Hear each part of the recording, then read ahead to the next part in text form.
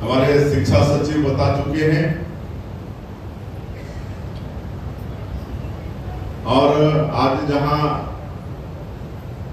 ये स्कूल है, यहाँ पहले भी हम कई कार्यक्रम में आए हुए हैं और हमारी धर्मपत्नी तो हर 15 अगस्त और 26 जनवरी स्वतंत्रता दिवस और गणतंत्र दिवस यही मनाती हैं। और इस स्कूल के स्टाफ से बहुत अच्छा उनका परिचय है और मैं धन्यवाद देना चाहूँगा कि यहाँ के स्टाफ को, ये वो सब लोग अपने मेहनत से, परिश्रम से इस स्कूल की स्थिति को बहुत अच्छा बनाए हुए हैं, स्टैंडर्ड को बहुत अच्छा बनाए हुए हैं। और ये शिक्षकों के मेहनत और परिश्रम के कारण जो आज इस स्कूल की स्थिति है वो संभव हुआ है। आज आसपास के कई स्कूलों के बच्चे यहाँ पढ़ना पसंद करते हैं, यहाँ की अच्छाई के कारण। बंधुओं, शिक्षा का बड़ा महत्व है। हमारे विद्वानों ने कहा है कि शिक्षा विकास का मूल मंत्र है। शिक्षा खाली नौकरी पाने का माध्यम नहीं, बल्कि किसी भी क्षेत्र में सफल होने के लिए, अच्छा काम करने के लिए शिक्षा बहुत जरूरी है। एक शिक्षित व्यक्ति और एक अनपढ़ व्यक्ति जीवन दोनों जीता है, लेकिन दोनों के जीवन यापन में बहुत फर्क पड़ता है। शिक्षा के बिना जीवन अधूरा है, ये भी हमारे विद्वानों ने कहा है। और हमारे देश में प्राचीन काल से ही शिक्षा का महत्व रहा है। आप सबको मालूम है कि हमारा ये देश विश्व गुरु कहलाता था। यहाँ पर दुनिया भर के बच्चे पढ़ने आते थे।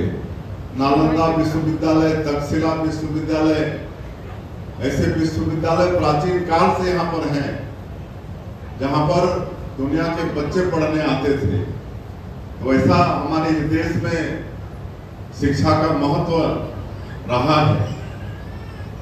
और यहाँ पर हम लोग नई शिक्षा नीति लागू किए हैं। हमारे प्रधानमंत्री जी के मार्गदर्शन में नई शिक्षा नीति 2020 लागू किए हैं। मैकाले की जो शिक्षा पद्धति थी, बहुत दिनों तक वो पद्धति चली, लेकिन जैसे जैसे समय आगे बढ़ता जा रहा है, उस शिक्षा नीति में बदलाव की आवश्यकता थी। और हमारे देश के यशस्वी प्रधानमंत्री नरेंद्र मोदी जी ने नई शिक्षा नीति 2020 लाई है। और इसी साल हम लोग छत्तीसगढ़ में भी उसको लागू किए। और इस नई शिक्षा नीति ये खाली डिग्री देने का काम नहीं करेगा। इसमें डिग्री के साथ साथ संस्कार भी होगा, संस्कार के साथ साथ रोजगार भी होगा। आज डिग्री मिल जाएगा, लेकिन सबको नौकरी दे पाना संभव है ही नहीं। कहे कि इतना नौकरी का जगह ही नहीं है कि जितने हमारे बेटा बेटी पढ़ लिख के बाहर होंगे उनको सबको नौकरी मिल जाएगी। लेकिन अगर हम शिक्षा के साथ साथ उनको संस्कार भी देंगे और रोजगार के लिए भी उनको स्किलिंग देंगे, उनका कौशल विकास करेंगे, उनको रोजगार की शिक्षा भी देंगे, तो निश्चित रूप से अपनी पढ़ाई पूरा करके वो किसी न किसी उद्योग, धंधा, रोजगार से वो जुड़ने का काम करेगा। तो ये नई शिक्षा नीति में ये व्यवस्था है। और इस बार पहली बार हम लोग गर्मी में समर कैंप भी किए। पहले प्राइवेट स्कूलों में सब होते थे, सरकारी स्कूलों में इसका प्रावधान नहीं था, लेकिन गर्मी की छुट्टी में समर कैंप भी लगाए, जिसमें मतलब बच्चे एक सप्ताह तक एक साथ रहकर बहुत कुछ सीखे, शिक्षा के साथ साथ अलग तरह का आनंद भी लिए। उसी तारतम्य में ये पालक शिक्षक ये बैठक इसका भी आयोजन है। ये बैठक प्राइवेट स्कूलों में होता रहा है, लेकिन शासकीय स्कूलों में नहीं होता था, उसको भी लागू किए हैं।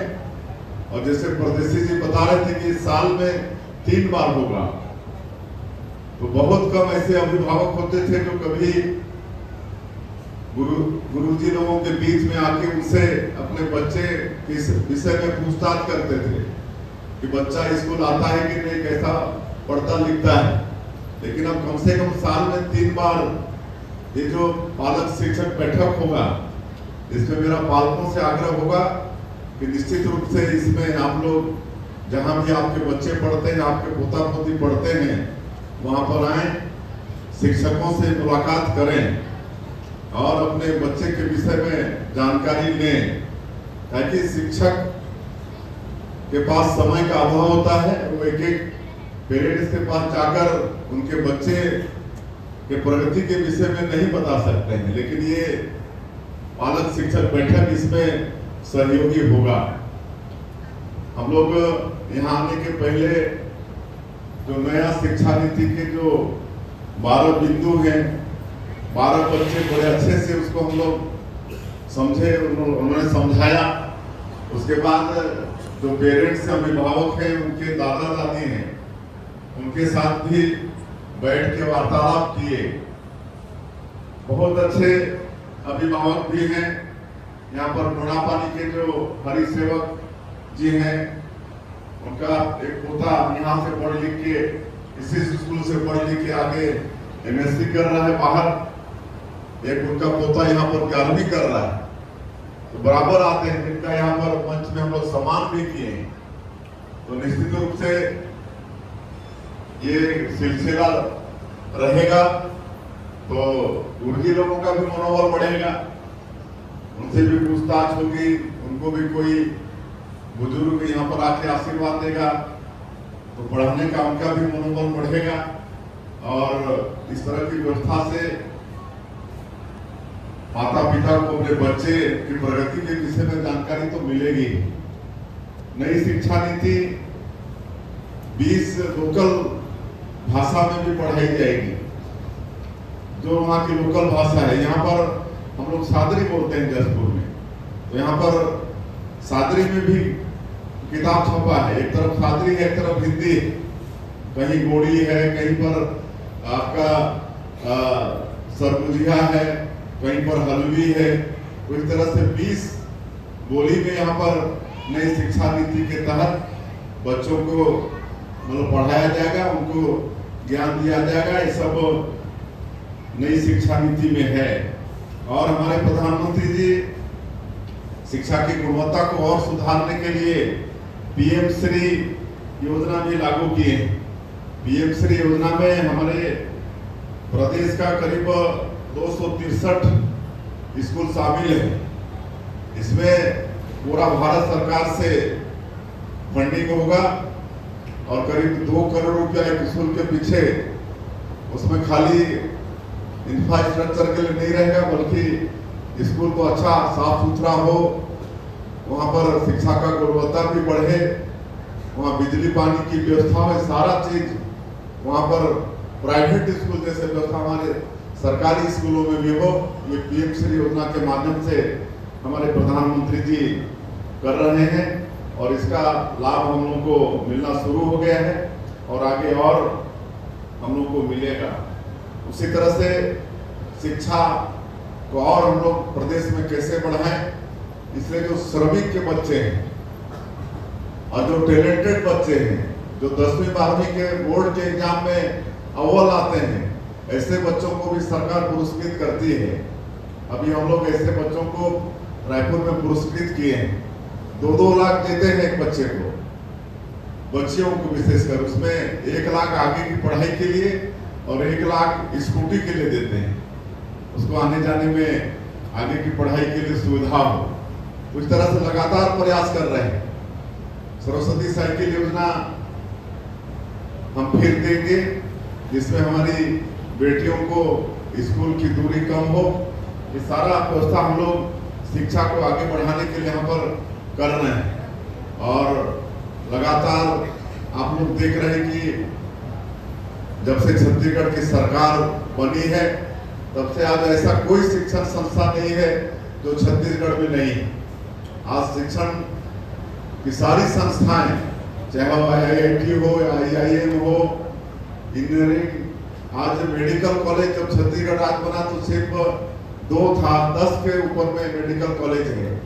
तो हर शिक्षण संस्थान को भी यहाँ पर हम लोग छत्तीसगढ़ बनने के बाद यहाँ पर लाए हैं ताकि हमारे बच्चों को उच्च शिक्षा के लिए कहीं बाहर जाना नहीं पड़े। यहाँ पर दिल्ली के अंदर में एक ट्राइबल यूथ हॉस्टल उसका भी निर्माण किए हैं ताकि हमारे छत्तीसगढ़ के ऐसे हमारे बेटा बेटी जो SP बनना चाहते हैं, कलेक्टर बनना चाहते हैं और बड़ा आदमी बनना चाहते हैं, जो कंपटीशन के एग्जाम में बैठना चाहते हैं, उसके लिए कोचिंग करना चाहते हैं, इसके लिए यूथ हॉस्टल दिल्ली के अंदर में बनाए हुए हैं। वो द्वारका का सेक्टर 18 में है। जो 50 सीटर था 80 सीटर था, 80 सीटर को बढ़ा के सीधे 200 सीटर कर दिए, 200 सीटर कर दिए हैं। अभी उतना भवन नहीं है, लेकिन कोई भी जो चयनित हमारा बेटा बेटी होगा वो बाहर भी रह के वहाँ पर पढ़ेगा दिल्ली में, तो उसके लिए सारी व्यवस्था करेंगे, उसके रुकने उकने की सारी व्यवस्था सरकार की तरफ से करेंगे। ये हम लोग कर रहे हैं। और एक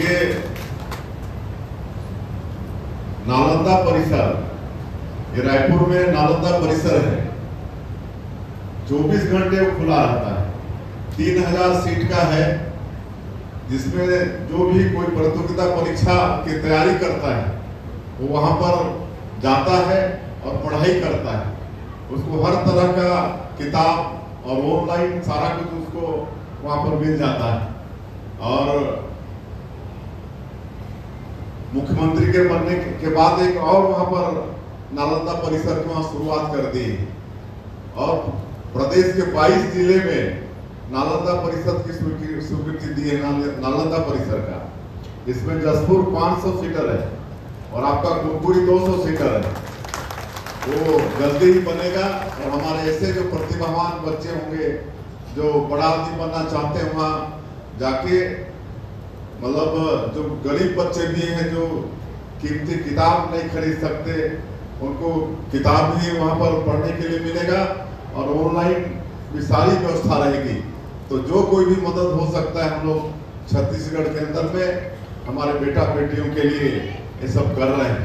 तो मैं चाहूँगा आज हमारे अभिभावक भी यहाँ पर आए हैं, आप सब लोग पहले गुरुजी हैं तो जरूर अपने बच्चों के ऊपर में निगरानी रखें, उनसे पूछताछ करें, स्कूल बराबर आ रहे हैं कि नहीं आ रहे हैं, वो देखें पढ़ाई ठीक से कर रहे हैं कि नहीं कर रहे हैं, संस्कार सीख रहे हैं कि नहीं, ये सब आप लोग देखें। और गुरुजी तो राष्ट्र के निर्माता कहे जाते हैं, राष्ट्र के निर्माता। अभी हम कई बच्चों से पूछ रहे थे तो बहुत लोग गुरुजी बनने की भी इच्छा व्यक्त किए। तो गुरुजी तो सबसे बड़ा है ना, राष्ट्र के निर्माता है।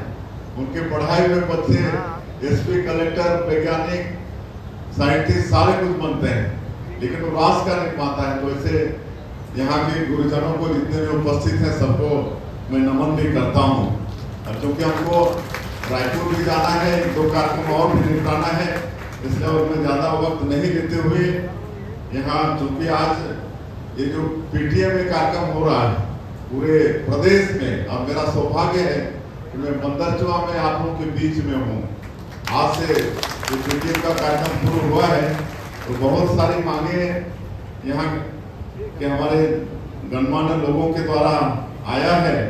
तो उसमें एक तो बंदरचुआ में एक सर्व सुविधायुक्त बस स्टैंड हो, इसकी मैं घोषणा करता हूँ। और बंदर